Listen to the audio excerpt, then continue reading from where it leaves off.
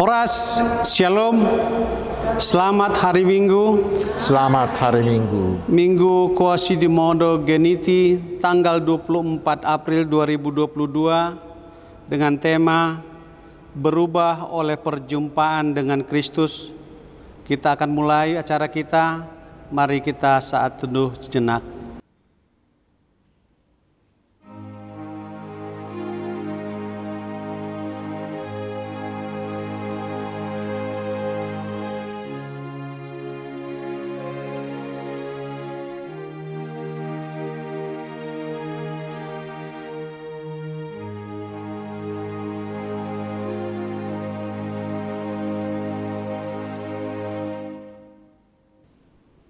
Amin.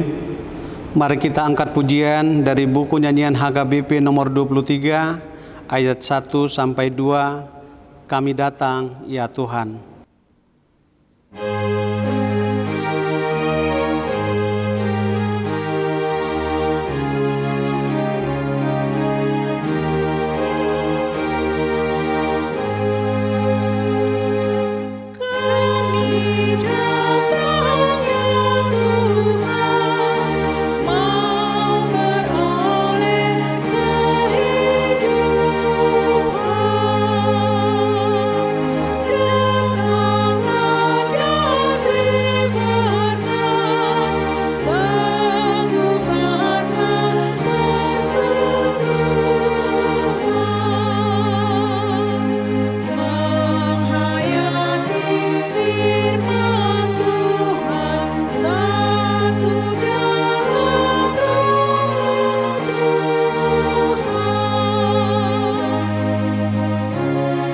Mari kita berdiri.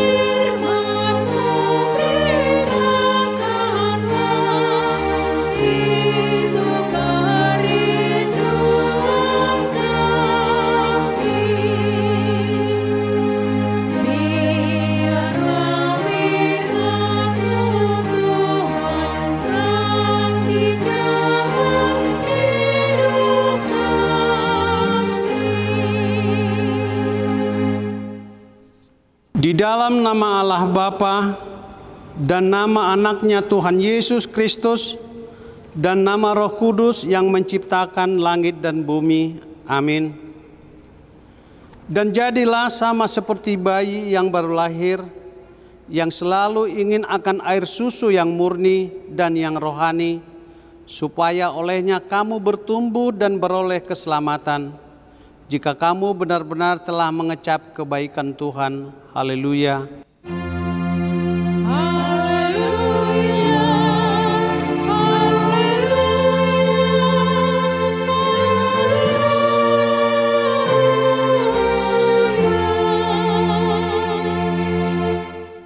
Mari kita berdoa. Ya Tuhan Allah yang Maha Pengasih, Firman-Mu mengatakan bahwa kami menderita dan mati bersama-sama dengan anak-Mu Yesus Kristus Tuhan kami, supaya kami bersama dengan Dia di dalam kemuliaan. Ajarlah kami menuruti kehendak-Mu, teguh dalam iman, serta penuh pengharapan akan kebangkitan dan pemuliaan yang kelak Tuhan berikan kepada orang yang percaya kepada-Mu. Amin. Jemaat, persilakan duduk. Mari kita angkat pujian bernyanyi dari buku nyanyian HKBP nomor 385 ayat 1. Tuhan Yesus memanggilmu.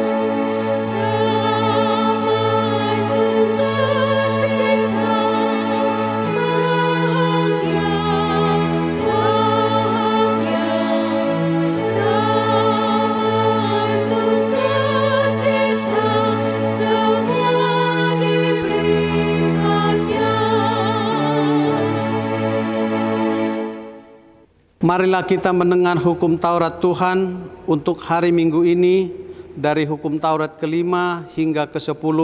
Begini bunyinya. Hukum Taurat kelima, hormatilah bapa dan ibumu agar engkau berbahagia dan lanjut umurmu di bumi yang diberikan Allah kepadamu. Hukum Taurat ke-6, jangan engkau membunuh. Hukum Taurat ke-7, jangan engkau berzina. Hukum Taurat ke-8, jangan engkau mencuri. Hukum Taurat ke-9, jangan engkau berdusta. Hukum Taurat ke-10, jangan engkau mendambakan akan rumah sesamamu. Jangan engkau mendambakan akan istrinya atau pembantunya laki-laki maupun perempuan, ternaknya atau segala sesuatu milik mereka. Demikian hukum Taurat Tuhan. Marilah kita memohon kekuatan dari Tuhan untuk melakukan hukumnya. Ya Tuhan Allah, kuatkanlah kami melakukan yang sesuai dengan hukum-Mu. Amin.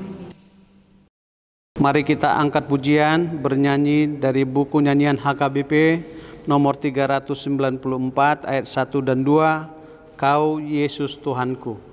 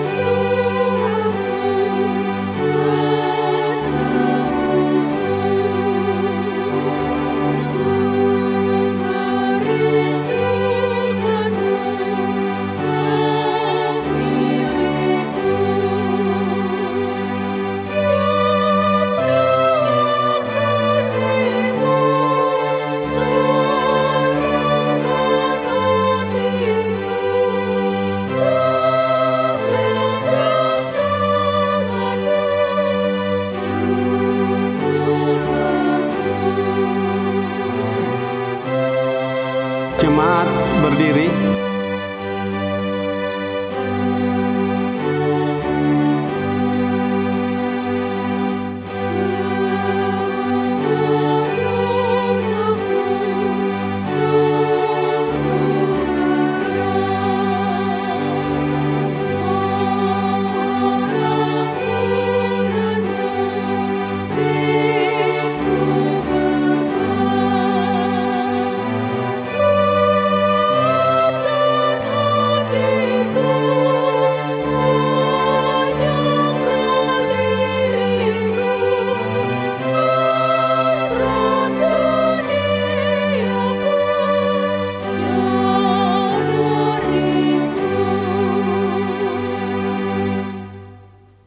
Marilah kita merendahkan hati, mengaku dosa-dosa kita, kita berdoa. Ya Tuhan Allah Bapa kami yang Maha Kuasa dan Pengasih, Engkau tidak berkenan kepada kematian orang fasik, melainkan Tuhan berkenan kepada pertobatan orang fasik dari kelakuannya ke jalan yang benar, supaya ia hidup. Oleh sebab itu kami memohon kepadamu, jauhkanlah kami dari segala murka dan hukuman-Mu. Ampunilah dosa dan kejahatan kami, agar kami beroleh hidup dalam kasih-Mu. Karuniakanlah kami kekuatan, agar kami tetap kuat dan kokoh di dalam anak-Mu, Yesus Kristus Tuhan kami. Amin.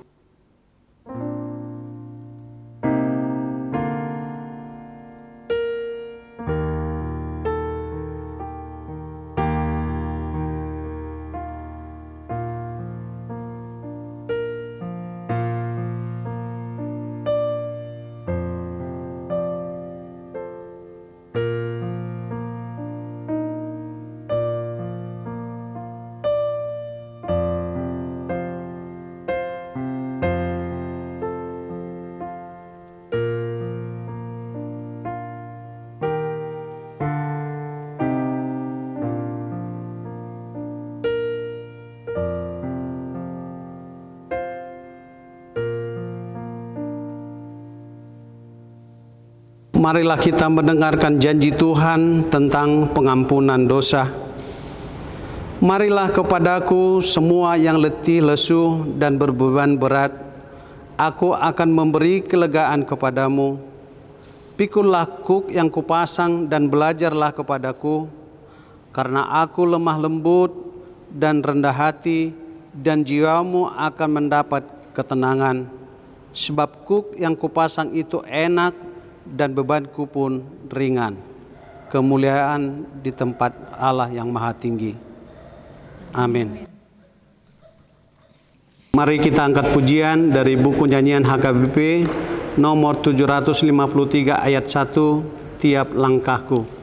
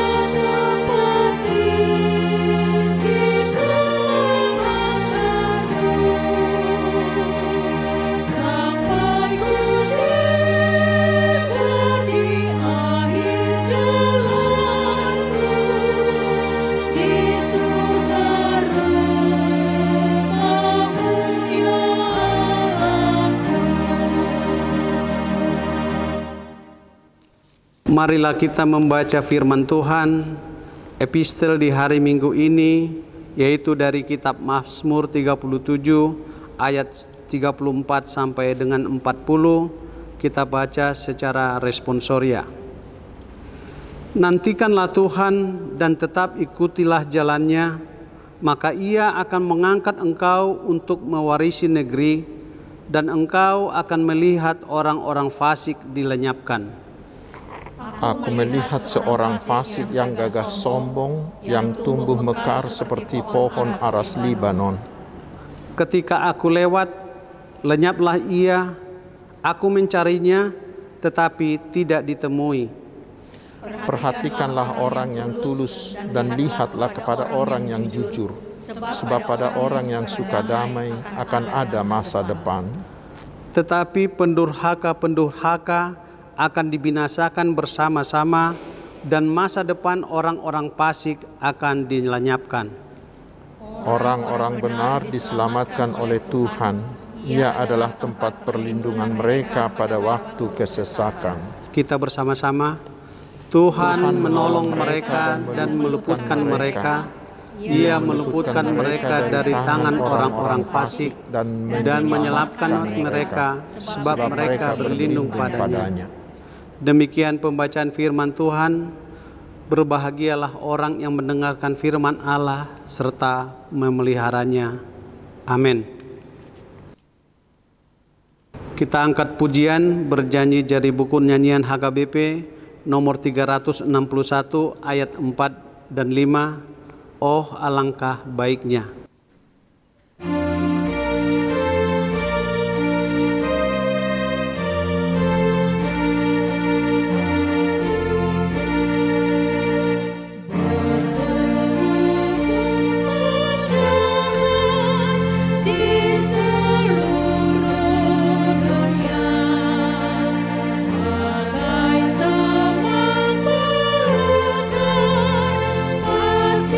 Tering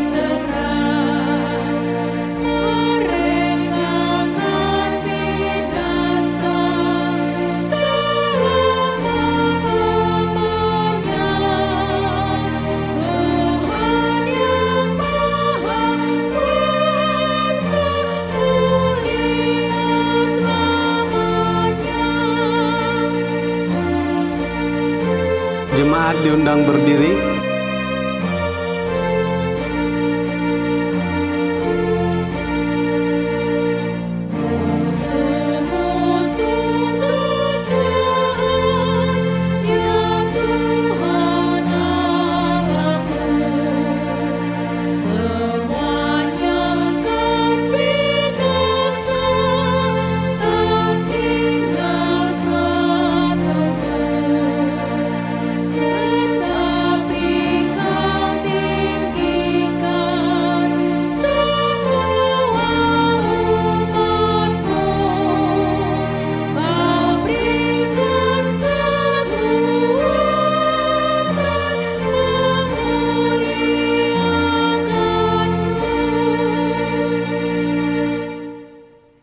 Marilah kita bersama-sama mengaku iman kepercayaan kita, sebagaimana teman-teman seiman di seluruh dunia, kita bersama-sama mengucapkannya.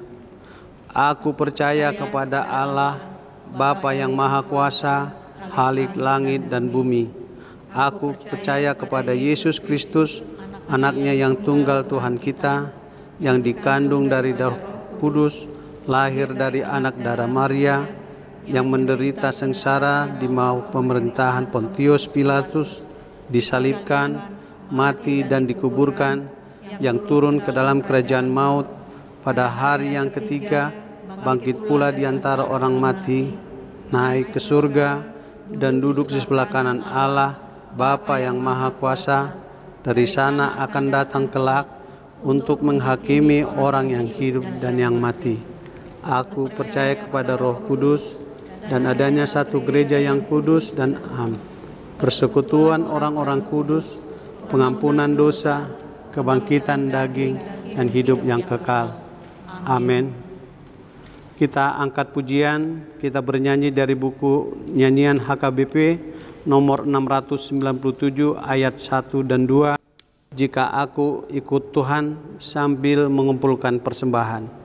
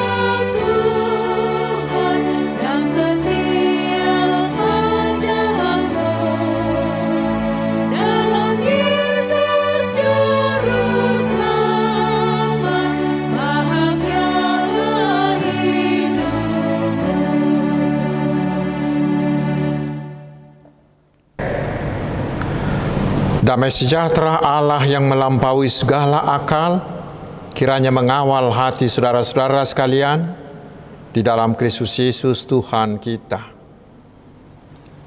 Amin. Selamat hari Minggu saudaraku, bagaimana kabar? Pasti semuanya sehat, semuanya dalam sukacita karena Tuhan Yesus telah bangkit untuk kita. Di Minggu Quasi-Modogeniti hari ini, firman Tuhan yang akan menyapa kita adalah yang tertulis di kitab Kisah Para Rasul, Kisah Rasul 9 ayat yang pertama hingga ayat yang ke-6, saya bacakan untuk kita. Sementara itu berkobar-kobar hati Saulus untuk mengancam dan membunuh murid-murid Tuhan.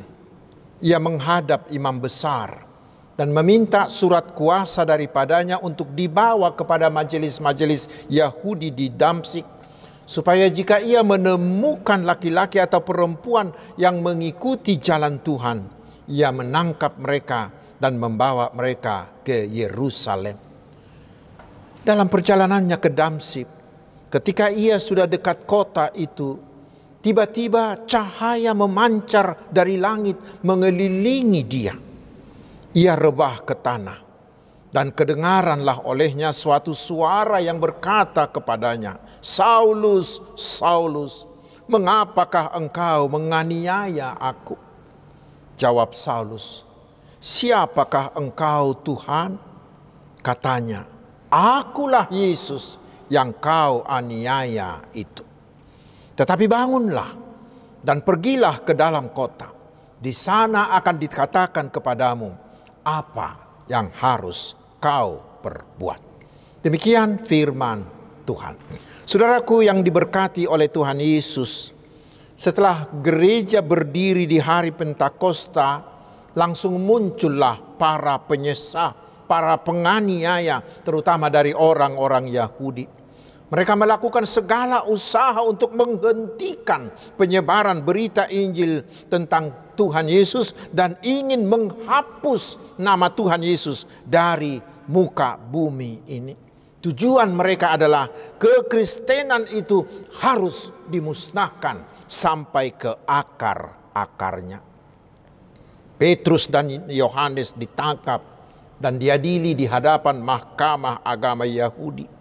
Demikian juga dengan para rasul-rasul dan orang-orang percaya lainnya. Mereka ditangkap, disiksa, dipenjarakan tanpa alasan yang jelas. Bahkan Stefanus dilempari dengan batu hingga mati. Dan salah seorang yang sangat menonjol dari penganiaya itu adalah bernama Saulus. Dia begitu bersemangat menganiaya orang-orang percaya itu. Saulus ini seorang pembenci Tuhan Yesus yang sangat-sangat fanatik.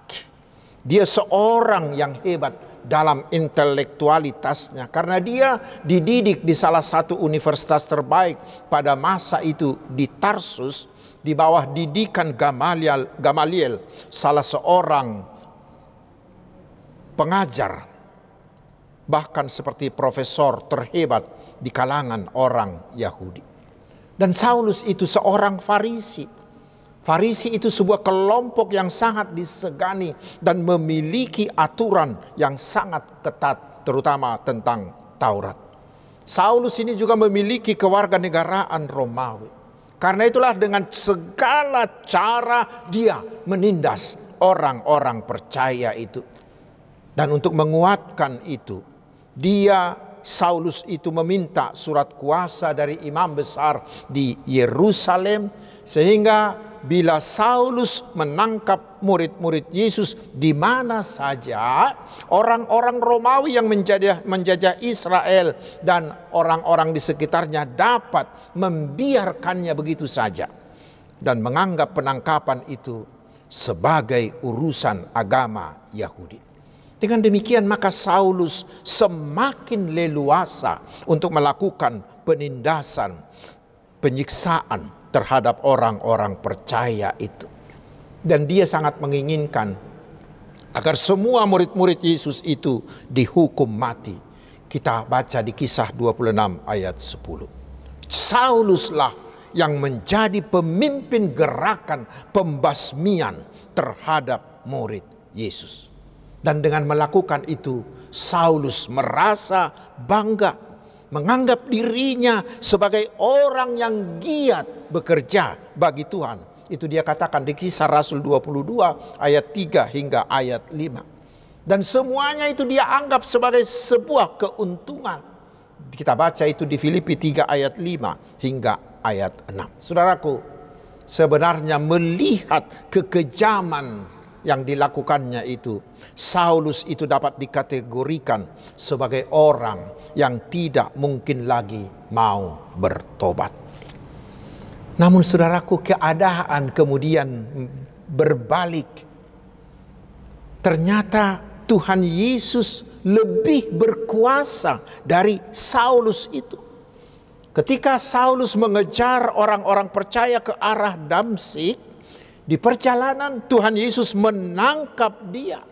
Dan ketika Saulus berhadapan langsung dengan Tuhan Yesus, Saulus yang begitu hebat itu ternyata tidak bisa berkutik, tidak bisa berbuat apa-apa.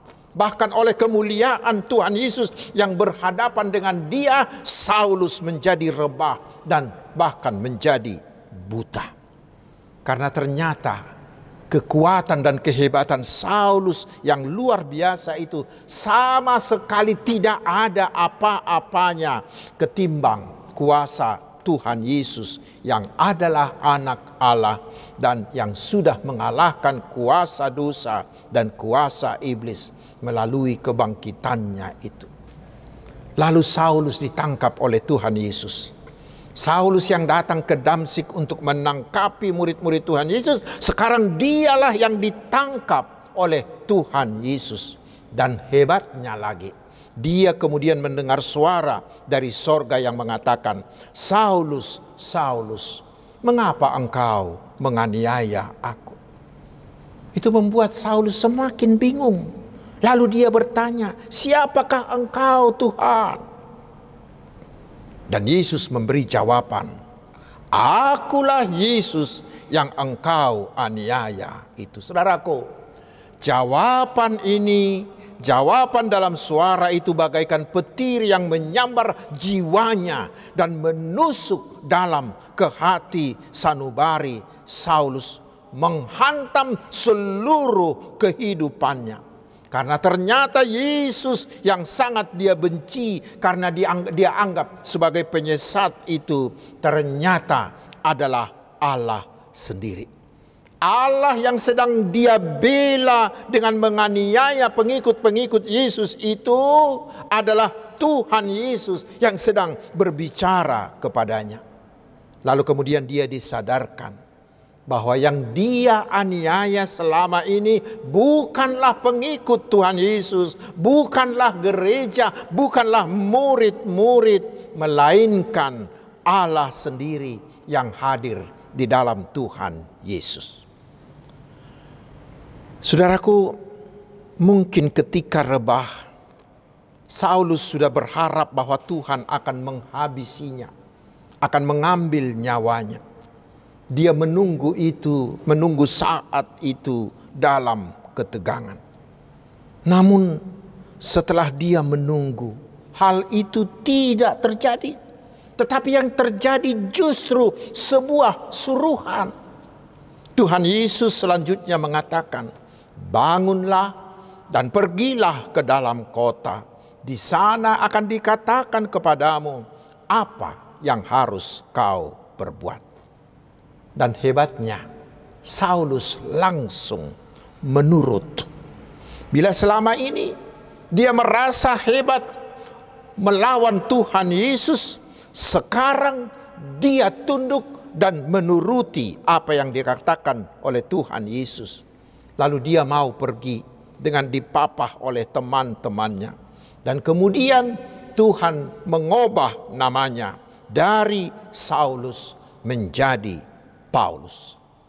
Dan setelah dia belajar beberapa saat di rumahnya Ananias, dia menjadi seorang pengikut Yesus yang sangat setia, menjadi seorang penginjil terhebat yang mau menghambakan dirinya, bahkan mengorbankan nyawanya untuk mengabarkan berita Injil Tuhan Yesus. Saudara-saudaraku, para murid Yesus yang terkasih, cerita pertobatan Saulus ini sungguh-sungguh menarik. Namun saudaraku, tidak ada artinya bila kita tidak mengambil makna dari cerita itu. Karena itu mari kita coba mengambil beberapa refleksi dari peristiwa ini. Yang pertama, mengapa Saulus begitu membenci Tuhan Yesus? Mengapa Saulus menjadi seorang yang sangat membenci Tuhan Yesus? Yaitu karena dia tidak mengenal dan dia sempat menutup hati untuk mengenal Tuhan Yesus. Saudaraku, seseorang akan menjadi seorang fanatis yang brutal terhadap Yesus bila dia tidak mengenal Yesus. Karena kemudian setelah Yesus memperkenalkan dirinya sendiri kepada Saulus, dia menjadi mengenal Yesus secara jelas. Ternyata Yesus yang dia benci karena gagal kenal tersebut adalah Allah sendiri. Dan disitulah titik baliknya si Saulus itu. Dari seorang pembenci dia berubah menjadi pengasih. Dari seorang penyiksa dia berubah menjadi seorang penyaksi. Bahkan dia mau memberikan seluruh hidupnya untuk Tuhan Yesus dengan memberitakan Injil Yesus itu. Bagaimana dengan kita sekarang?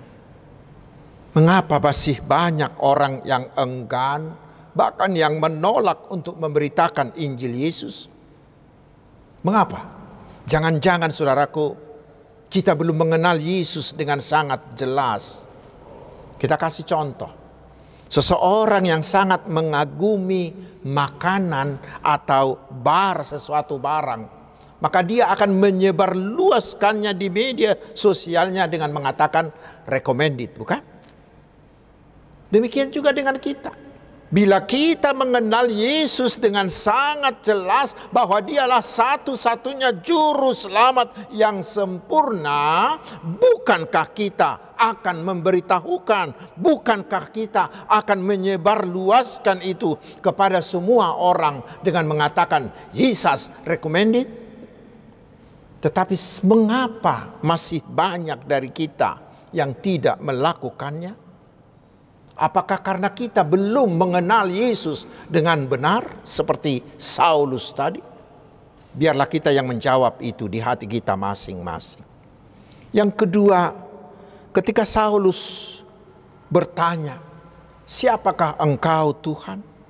Maka Tuhan Yesus menjawab, "Akulah Yesus yang kau aniaya itu." Saudaraku, perkataan ini memberi kita keyakinan hari ini bahwa bila ada orang atau kelompok yang membenci dan menindas orang percaya, sejati-jatinya yang mereka benci, yang mereka tindas, yang mereka aniaya adalah Tuhan Yesus sendiri. Karena kita orang percaya ini adalah milik tebusan, adalah tubuh Tuhan Yesus sendiri. Dan ini memberi kita jaminan, saudaraku. Bila orang-orang percaya seperti kita ditindas atau dianiaya, Tuhan Yesus selalu ada di sana. Dia selalu beserta dengan kita untuk menguatkan. Dia akan menopang, dia akan memberi kita kekuatan untuk bertahan dan tetap setia mengikuti dia. Dia akan menolong kita agar kita tidak marah, tidak membalas dendam, tidak putus asa, dan tidak murtad. Dan yang ketiga, saudaraku, makna yang bisa kita ambil dari nats ini, bahwa di sini terlihat jelas tidak ada pintu yang tertutup untuk pertobatan bagi siapapun. Saulus seorang pembenci terhebat. Di suratnya kepada Timotius, di 1 Timotius 1 ayat 15b, Paulus mengakui, "Dan di antara mereka akulah orang yang paling berdosa." Tetapi lihatlah, pintu pertobatan dari Tuhan terbuka lebar baginya. Mengapa? Karena kuasa Roh Kudus Tuhan Yesus jauh lebih besar dari kedegilan, dari kebencian hati siapapun yang membenci Yesus. Roh Kudus itu mampu memecahkan hati yang keras. Dan yang terutama, Tuhan Yesus lebih tertarik mengubah kehidupan orang jahat ketimbang menghukum mereka. Itu mengingatkan kita, saudaraku, agar di antara kita jangan ada orang yang langsung menutup pintu pertobatan bagi orang-orang yang selama ini kita anggap membenci Tuhan Yesus. Sejarah penginjilan di seluruh dunia telah membuktikan itu. Karena itu kita harus tetap sabar menunggu saat Tuhan untuk mengubah, untuk memecahkan kedegilan hati mereka. Bila di sekitar kita ada orang atau kelompok yang seperti Saulus, yang terus berkampanye tentang anti Tuhan Yesus, yang terus mengolok-olok Tuhan Yesus, atau yang sering mendiskriminasi orang-orang yang percaya, saudaraku, jangan marah, jangan membalas, tetapi sabarlah, tetap doakan agar Roh Kudus Tuhan membantu mereka seperti Tuhan Yesus membantu Saulus dan mengubahkannya menjadi Paulus. Tugas kita bukanlah menghakimi, tugas kita bukanlah menutup pintu, tugas kita bukanlah membenci mereka atau kelompok itu. Tetapi tugas kita adalah terus mendoakan, terus memberitakan Injil Kristus kepada mereka, terus mengasihi mereka, terus membuka pintu selebar-lebarnya bagi siapapun. Ingatlah saudaraku, hati sekeras apapun mampu ditaklukkan oleh kuasa Roh Kudus. Itulah yang harus kita andalkan dalam pemberitaan Injil. Dan hal seperti itu sudah banyak terjadi sekarang di bumi Indonesia kita ini. Itu yang ketiga. Sekarang yang keempat, memang banyak cara Tuhan untuk menobatkan orang. Ada yang spontan dan langsung seperti Saulus ini. Ada yang melalui pemberitaan para hamba Tuhan. Ada bahkan melalui penderitaan.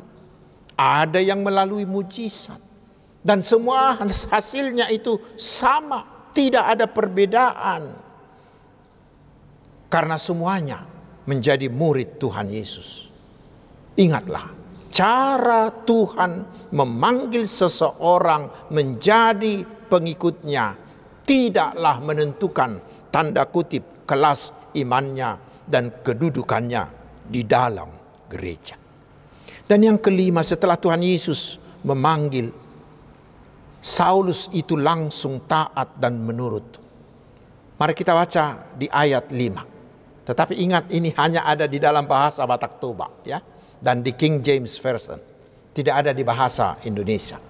Di sana kita lihat Tuhan Yesus tidak memprovokasi Saulus, tidak. Tetapi Tuhan Yesus berkata, sekali lagi, ini hanya dalam bahasa Batak Toba. Tuhan Yesus katakan, susamaho manadahi tura-tura.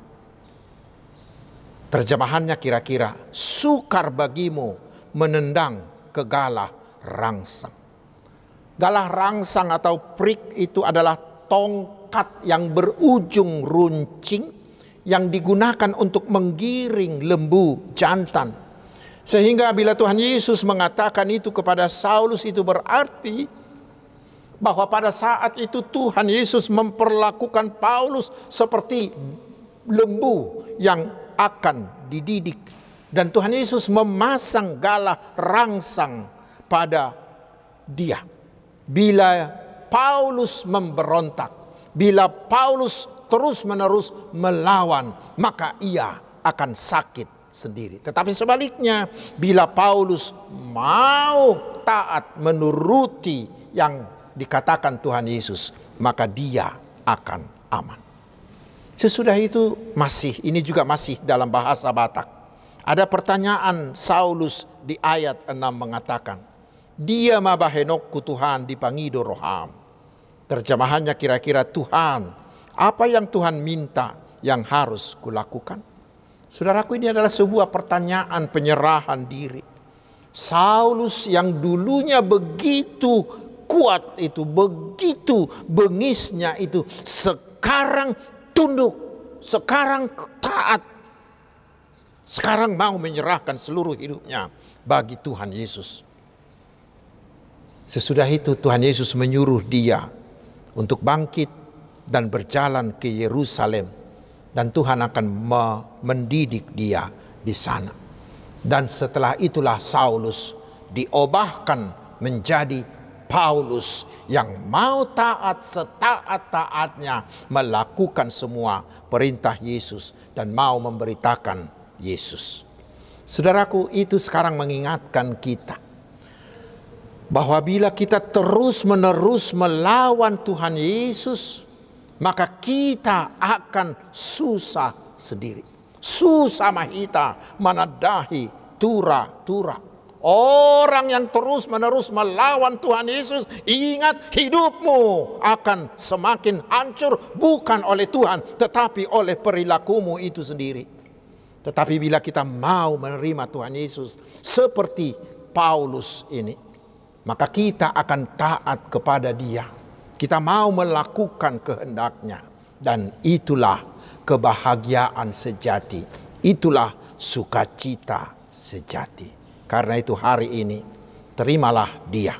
Terimalah, taatilah Tuhan Yesus Kristus, agar hidupmu berbahagia dan penuh sukacita. Tuhan Yesus memberkati kita. Amin. Mari kita berdoa. Terima kasih atas firman-Mu yang sungguh menggetarkan hati kami, Tuhan. Biarlah Roh Kudus-Mu terus bekerja, sehingga bila masih ada hati seperti Saulus yang keras melawan Engkau, biarlah Engkau mengubahkannya menjadi Paulus yang taat setaat-taatnya, bahkan memberikan hidup kami untuk memberitakan Injil-Mu. Ya Tuhan, kami memohon agar belas kasih-Mu terus menaungi kami, sehingga hati yang bersedih menjadi terhibur, hati yang ragu-ragu menjadi kuat. Dan biarlah tangan-Mu menyembuhkan semua saudara-saudara kami yang sakit. Dan berkatilah seluruh pekerjaan dan usaha dan studi kami. Buatlah semuanya itu berhasil. Ya Tuhan, berikan kami hikmat-Mu, sehingga kami bisa memenangkan setiap pergumulan yang kami alami, baik di tengah pekerjaan atau di keluarga atau di usaha, maupun dalam pergaulan kami. Berkatilah kami, agar kami bisa menjadi berkat bagi orang lain.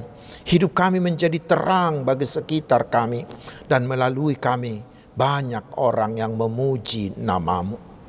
Ya Tuhan Tuhan Bapa yang Maha Kasih, kami memohon, segeralah buang virus COVID ini dari antara kami, dan jauhkanlah kami dari infeksinya.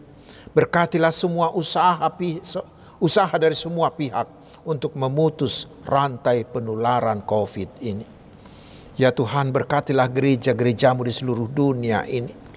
Berilah hikmat-Mu yang mencengangkan itu bagi semua hamba-hamba-Mu, sehingga mereka semakin berkuasa, semakin bersemangat melayani domba-domba-Mu dan menyebarkan Injil-Mu. Berkatilah juga teman-teman kami yang menjalankan ibadah puasa mereka. Biarlah melalui itu persatuan dan kedamaian bangsa ini semakin kokoh. Terima kasih Bapa di sorga, Bapa yang maha mulia, agung nama-Mu selama-lamanya. Di dalam nama Tuhan Yesus Kristus kami berdoa. Amin. Saudaraku yang dikasihi Tuhan Yesus Kristus, kita telah mendengarkan firman Tuhan. Sekarang mari kita mengumpulkan persembahan kita sambil kita bernyanyi dari buku nyanyian HKBP nomor 471 ayat pertama hingga ayat yang kedua. Dan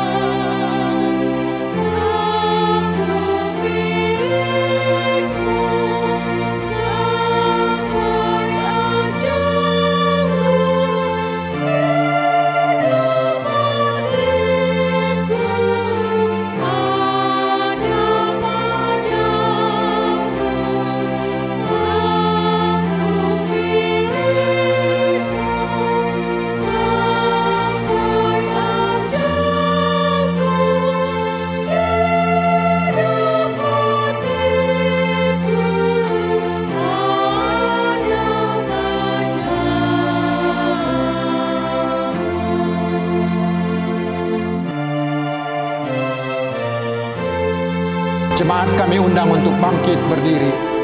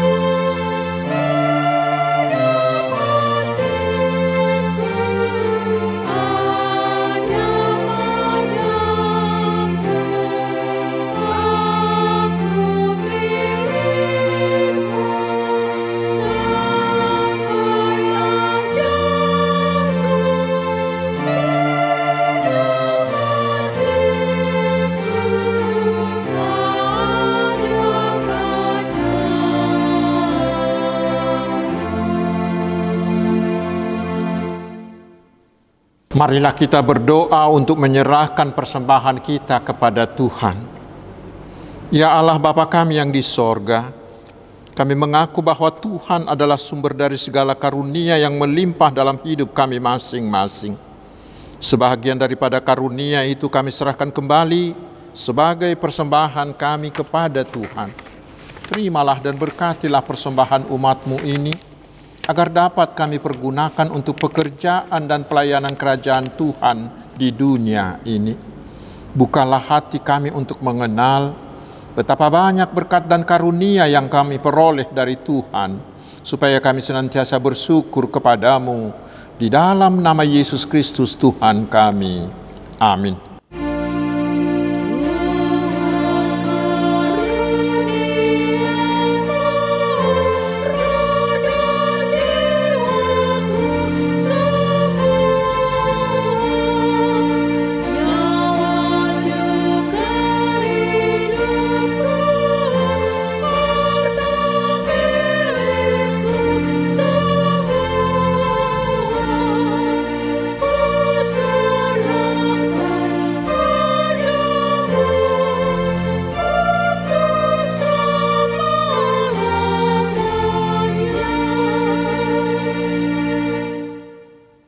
Bapa kami yang di sorga, dikuduskanlah namamu, datanglah kerajaanmu, jadilah kehendak-Mu di bumi seperti di surga.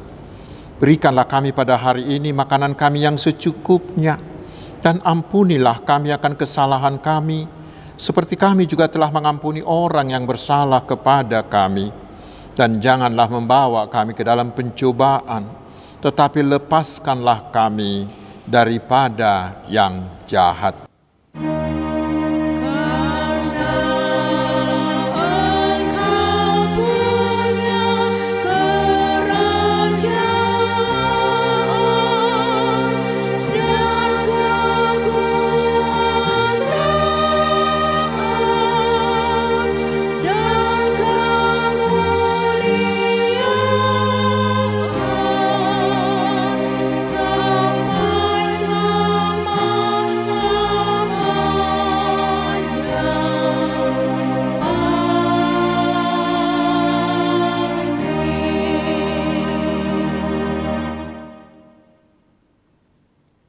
Terimalah berkat Tuhan. Tuhan memberkati engkau dan melindungi engkau. Tuhan menyinari engkau dengan wajah-Nya dan memberi engkau kasih karunia. Tuhan menghadapkan wajah-Nya kepadamu dan memberi engkau damai sejahtera. Amin.